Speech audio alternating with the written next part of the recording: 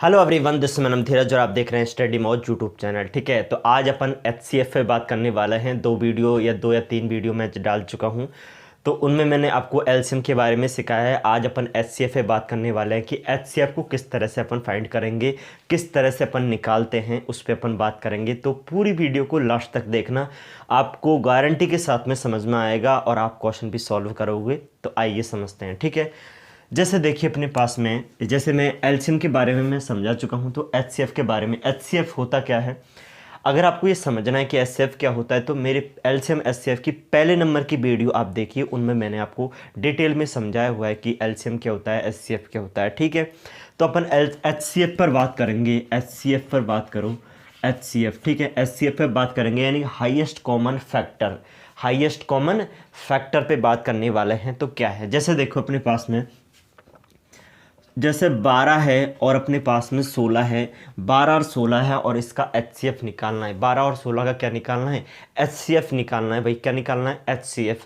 तो common factor, मैंने आपको फैक्टर क्या होते हैं, फैक्टर क्या होता है और मल्टीप्लाई क्या होता है अपने पास में, मल्टीपल क्या होता है। फैक्टर गुणनखंड होते हैं, गुणनखंडी तो होता है फैक्टर। ठीक है सर। और अपने पास में एचसीएफ। अब इधर देखना, गुणनखंड की बात करें, फैक्टर अपने पास में, ये वर्ड आया अपने पास में फैक्टर। ठीक है, तो अपने पास में क्या होता है, जैसे मैं बात करूं कि 12 के और अपने पास में 16 के गुणनखंड बताइए।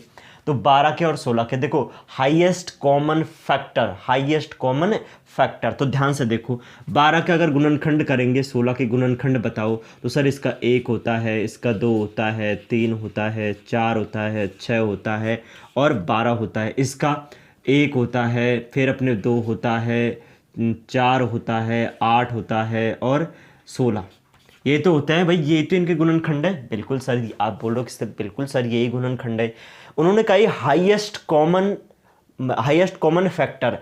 पहले तो ये देखना है कि हाईएस्ट, देखो इन ये गुणनखंड है, इनमें हाईएस्ट होना चाहिए। हाईएस्ट तो देखो, आप बोलोगे सर कॉमन तो ये भी, ये दो भी, आप बोलोगे कॉमन तो ये भी दो भी है। मैं आपको वो चीज़ें सिखा रहा हूँ, मैं आपको वो तरीके बता रहा हूँ कि आप भूल नहीं सकते। बेसिक चीज़ें, बिल्कुल बेसिक चीज़ें।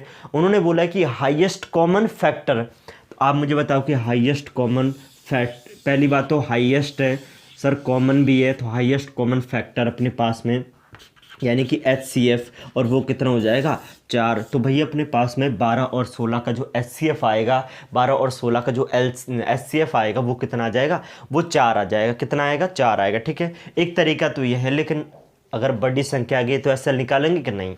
लेकिन बेसिक चीज़ें आपको पता होनी चाहिए। ये क्या पूछ रहा है, हाईएस्ट कॉमन फैक्टर पूछ रहा है, हाईएस्ट कॉमन फैक्टर पूछा है, तो अपन इस तरह से निकाल सकते हैं। अब आते हैं अपनी जो विधियाँ हैं उन पे। देखो आप इसको इस तरह से निकाल सकते हो, इस तरह से निकालेंगे। पहला तो अपने पास में कि इनका डिफरेंट ले लो। डिफरेंट कितने का है, 4 का। डिफरेंट कितने का, अंतर कितना है, 4 का। कई बार तो ये अंतर ही इसका क्या होता है, एचसीएफ होता है। लेकिन अगर ये एचसीएफ नहीं है तो इसी का गुणनखंड, इसी का कोई गुणनखंड इसका एचसीएफ होगा।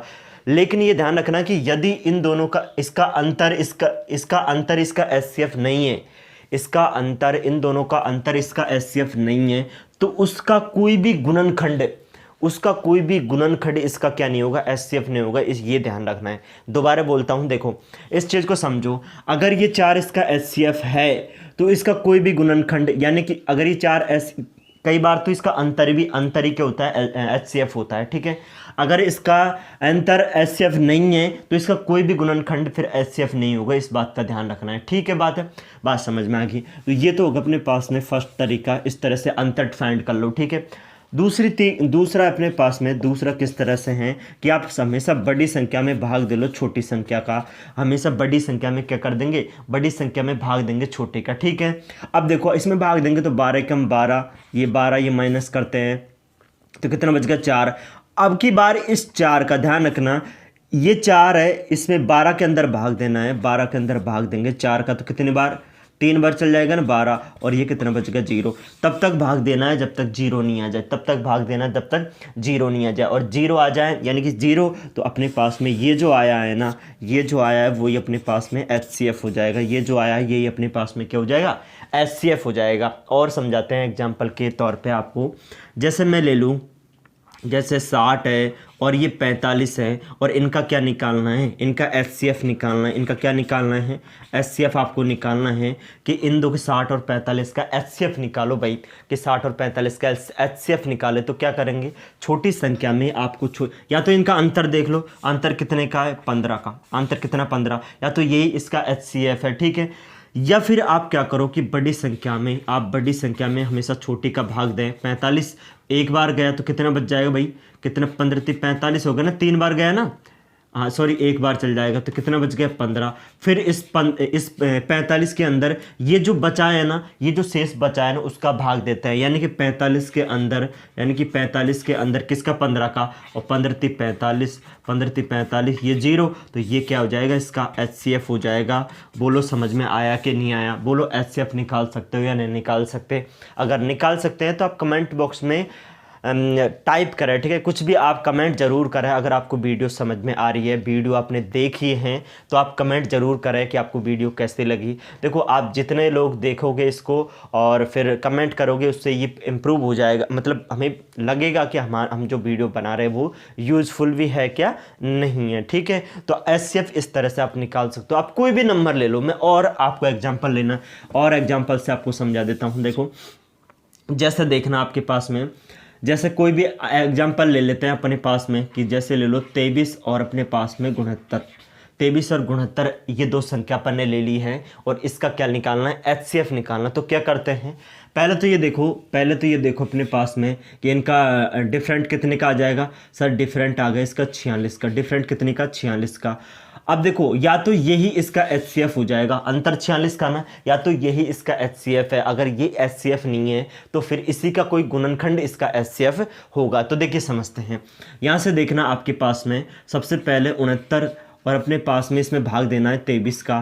तो 23 का भाग देंगे तो 23 × 69 कितनी बार, ये 23 × 69 3 बार चल जाएगा ना, 0। तो यही इसका क्या हो जाएगा, यही इसका एचसीएफ हो जाएगा, यही इसका क्या हो जाएगा, एचसीएफ हो जाएगा, यही इसका एचसीएफ हो जाएगा, ठीक है। इस तरह से निकाल सकते हो। एक और चीज़ समझो, एक और तरीका अपन इसको लेके बताते हैं कि एक और तरीका क्या हो सकता है। ये इतनी चीज़ें समझ में आएगी, इस तरह से भी निकाल सकते हो, लेकिन एक चीज़ है, एक तरीका और है, एक तरीका और है मेरे भाई, उसको किस तरह से समझेंगे। ये हो गया, इस तरह से निकाल लो। उसके बाद में अपन एक तरीका और करते हैं, उसमें किस तरह के करना है, उसमें किस तरह से आपको लेना है, उस चीज़ को ध्यान में रखना है। देखो आपको वो चीज़ें, देखो मैं आपको वो चीज़ें बता रहा हूँ जो एग्ज़ाम से रिलेटेड हैं, एग्ज़ाम के अंदर आती है। एचसीएफ एलसीएम, नहीं एलसीएम और एचसीएफ का क्वेश्चन आता ही आता है, चाहे आप कोई से भी एग्ज़ाम दो, उसमें ये क्वेश्चन, इस तरह के क्वेश्चन, इसके क्वेश्चन हमेशा ही आते हैं, ठीक है। छोटी से छोटी दे लो या बड़ी से बड़ी कोई भी एग्ज़ाम दो, उसके अंदर इसके क्वेश्चन 100% आते हैं। तो आप इनको सीखें, ठीक है ना, आप सीखें, कॉन्सेप्ट को सीखें। सबसे मेन चीज़ है कि कॉन्सेप्ट को सीखें, और कॉन्सेप्ट को सीख के फिर आप अप्लाई करना। देखो अगर आप कॉन्सेप्ट सीखें और उसको अप्लाई करना अगर आपको आ गया, तो ये मान के चलिए कि आप बहुत ही मतलब अच्छा है, ठीक है। लेकिन आप वीडियो देख लिए पूरी, आप कॉन्सेप्ट नहीं सीखे और सवाल कर रहे हो। अगर कॉन्सेप्ट ही नहीं सीखोगे तो फिर सवाल तो क्या ही होंगे, ठीक है। अब इधर देखो, आपको मैं एक तरीका और सिखा रहा हूँ। जैसे अपने पास में 12 है और 16 है, आप मुझे बताओ। देखो आप पहले दो संख्याओं में, आपको अगर कोई भी चीज़ नहीं आ रही तो पहले आप दो नंबर में लगा के देखिए। 2 नंबर में एलसीएम लेना सीखिए। अपन ने जो नई खतरनाक विधि 3-4 विधि बताई, उनसे 2 नंबर से आप स्टार्ट करिए। 2 नंबर से आप स्टार्ट करोगे, 3-3 नंबर के फिर एग्जाम्पल ले लेके देखिए आप पे होते हैं कि नहीं होते। नहीं होते हैं तो आप कमेंट बॉक्स में बताइए कि सर हमसे नहीं हो रहा है, तो हम दोबारा आपको वीडियो बना के समझा देंगे कि आप दोबारा वीडियो दे सकते हैं या कमेंट कर सकते हैं, ठीक है। तो देखिए अपने पास में 12 है, 12 को क्या लिख सकते हैं, 4 × 3, क्या लिख सकते हैं, 4 × 3, यानी कि मैं 12 को लिख सकता हूँ 4 × 3, और इस 2 को लिख सकते हैं सर 2 की पावर 2 × 3।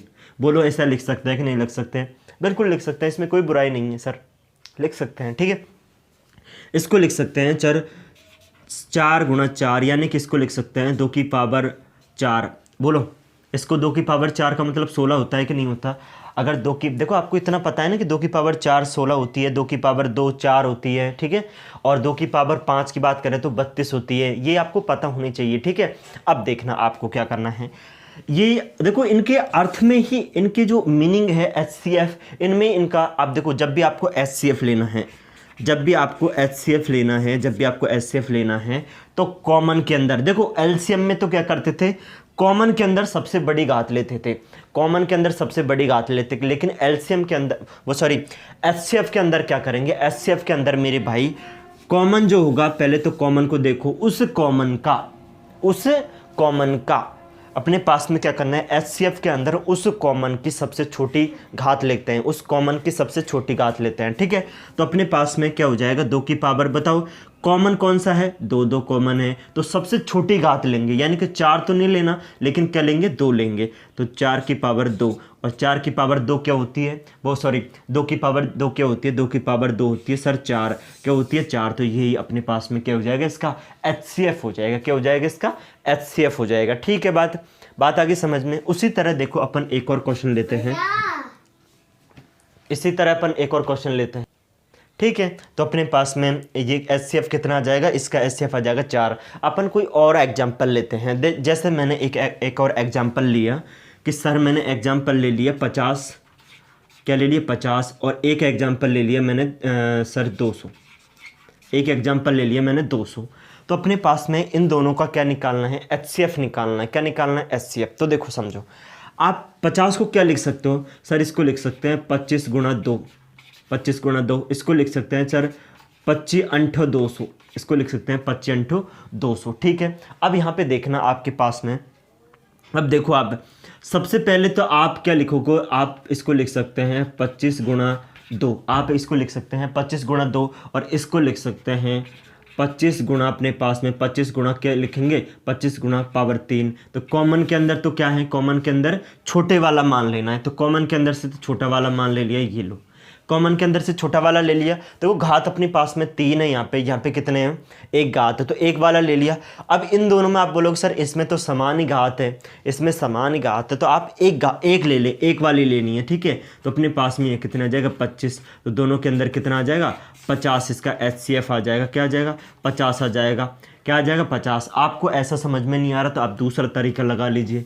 दूसरा तरीका क्या है कि जैसे अपने पास में 200 बड़ी वाली संख्या में छोटी वाली का भाग देते हैं, तो अपने पास में कितनी बार, 4 बार चल जाएगा, तो ये 200, ये माइनस ये 0 आ जाएगा, तो यही क्या हो जाएगा, इसका HCF हो जाएगा, यही क्या होगा, इसका HCF हो जाएगा। इस बात को भी आप समझें, तो इस तरह से आप HCF निकाल सकते हैं, ठीक है, इस तरह से आप HCF निकाल सकते हैं। और भी बहुत सारी कंडीशन है इसके अंदर, उसको अपन सीख सकते हैं। देखो HCF के अंदर ये तो हो गई नॉर्मल बातें, बिल्कुल बेसिक बातें, लेकिन लैंग्वेज के अंदर किस तरह का क्वेश्चन आएगा उस पर अपन समझते हैं, उसको अपन सीखते हैं। देखो कई बार घंटिया का क्वेश्चन आता है, कई बार अपने पास में कई बार रेसिंग का क्वेश्चन आ जाता है, तो नाप तोल का क्वेश्चन आते हैं। तो इस तरह के क्वेश्चन में क्या, देखो आपको यही पता नहीं चलेगा कि नाप रहा है नाप तोल के अंदर HCF निकालना है कि LCM निकालना है। घंटिया यानी कि 1 घंटी 12 बजे, 1 बजे, 1 2 बजे ऐसे बज रही है घंटी इस अंतराल में, तो लास्ट घंटी कितने बजेगी, तो इसमें HCF निकालना है कि LCM निकालना है, उस पर बात करते हैं अपन, ठीक है। तो आगे बने रहिए बस, ठीक है। तो ये चीज़ें समझ में आ गई। अब आगे देखना, अब आगे आपको समझाते हैं। देखो अगली चीज़ अपन क्या है उस पर चलते हैं। देखो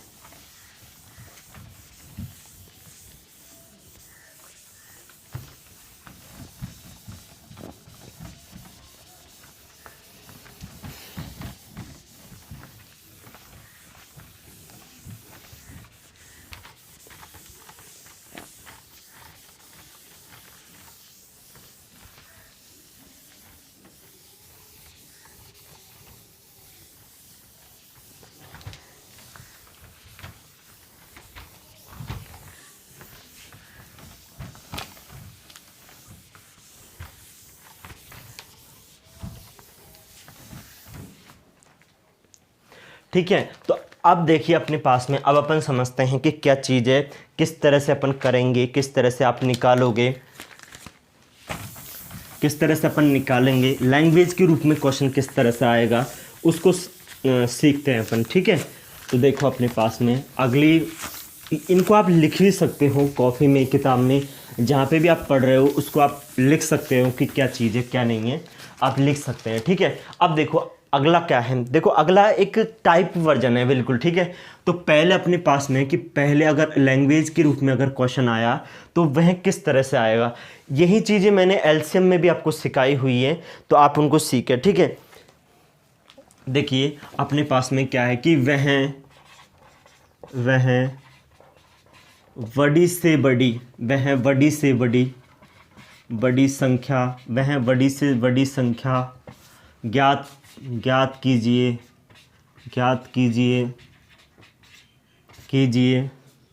जिसमें, वह बड़ी से बड़ी संख्या ज्ञात कीजिए जिसमें, जिसका ध्यान रखना, जिसका एक्स वाई तीन संख्या पर मान लेते हैं एक्स वाई जेड अपने पास में, ठीक है। मैंने तीन संख्या मानी है एक्स वाई और जेड अपने पास में, एक्स वाई जेड में, ध्यान से देखना, में भाग देने पर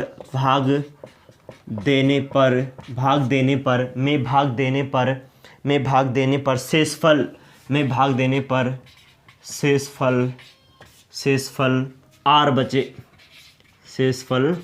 बचे, ठीक है। तो अपने पास में कि वह बड़ी से बड़ी संख्या ज्ञात कीजिए, वह बड़ी से बड़ी अपन को संख्या ज्ञात करनी है, ये एक लैंग्वेज के रूप में क्वेश्चन है कि वह बड़ी से बड़ी संख्या ज्ञात कीजिए इसमें एक्स वाई जेड में भाग देने पर प्रत्येक देने पर शेषफल आर बचे, यानी कि सब में ही आर शेषफल बच रहा है, ठीक है। तो इस तरह को क्या करते हैं, किस तरह से करेंगे, सब में ही क्या बच रहा है, आर शेषफल बच रहा है, तो क्या करते हैं देखो, ठीक है। तो अपने पास में क्या होता है, आर शेषफल बचे। तो इस तरह के क्वेश्चन में अपन क्या करते हैं, कुछ मत करो, देखो सबसे पहले क्या करना है, सबसे पहले आपको करना क्या है, उस चीज़ को ध्यान दो कि बड़ी से बड़ी संख्या ज्ञात कीजिए जिसका एक्स वाई जेड में भाग देने पर अपने पास में शेषफल बचे। तो आप क्या करो, यहाँ पे एक्स वाई और जेड है, और यहाँ से आर जो है ना, ये जो आर है इसको क्या कर दो, माइनस कर दो, इसको क्या कर देंगे, माइनस कर देंगे। सबसे पहले क्या करेंगे, आप माइनस कर दो इसको, सबसे पहले इनको माइनस करेंगे। माइनस करने के बाद में आप क्या करो, यहाँ से जो आएगा अपने पास में क्या बच जाएगा, x माइनस के आर, यहाँ बचेगा y माइनस के आर, और यहाँ बच जाएगा z माइनस के आर बच जाएगा। क्या बच जाएगा अपने पास में, r बच जाएगा। अब यहाँ पे देखिए आपके पास में, और जो बचा है ना अपने पास में, जो अपन का क्या हुआ है, जो अपने पास में बचा हुआ है उसका HCF लेना है फिर, ठीक है। और जो बचा हुआ है इसका क्या लेंगे, जो बचा है उसका HCF ले लेंगे, और अपने पास में इसका आंसर आ जाएगा, ठीक है।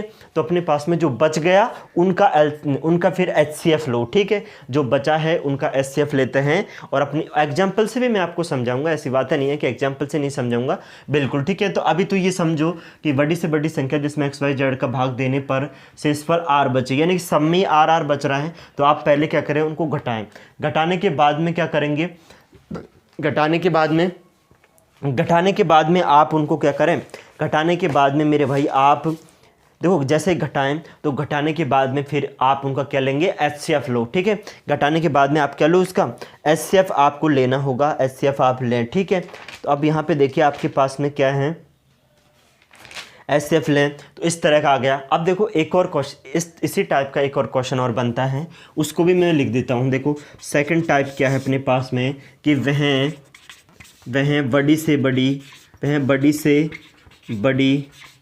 बड़ी से बड़ी संख्या ज्ञात कीजिए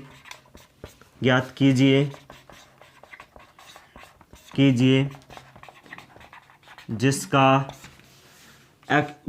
एक्स वाई जेड में भाग देने पर एक्स वाई जेड में भाग देने पर कोई शेषफल ना बचे, यानी कि इस तरह के भी आ सकते हैं कि वह बड़ी से बड़ी संख्या ज्ञात कीजिए जिसका एक्स वाई जेड में भाग देने पर कोई शेष ना बचे। फिर क्या करना है, फिर कुछ मत करो, आपका जो एक्स वाई और जेड है ना, इन तीनों का आपको क्या लेना पड़ेगा, इन तीनों का आपको HCF लेना है। इन तीनों को क्या लो, HCF ले लो, इन तीनों का क्या लेंगे, HCF लेंगे। भिन्न वाले क्वेश्चन भी मैं आपको समझाऊंगा कि भिन्नों का HCF LCM कैसे लेते हैं। यानी कि HCF निकालना है तो HCF निकालना है तो इन XYZ का क्या निकालो, HCF निकालो। इन XYZ का क्या निकालना है भाई, HCF निकालना है। इस बात का भी आपको ध्यान रखना है, कुछ मत करो, HCF निकालो XYZ का और आपको कुछ भी नहीं करना, ठीक है। तो इतनी बातें हैं आज के लिए, इतना काफ़ी है और आपको चीज़ें समझ में भी आई होगी। अगर समझ में आई है तो वीडियो को लास्ट तक ज़रूर देखें, ठीक है। तो thank you very much. Channel को नहीं सब्सक्राइब किया है तो प्लीज़ चैनल को सब्सक्राइब कर लें, ठीक है। Thank you.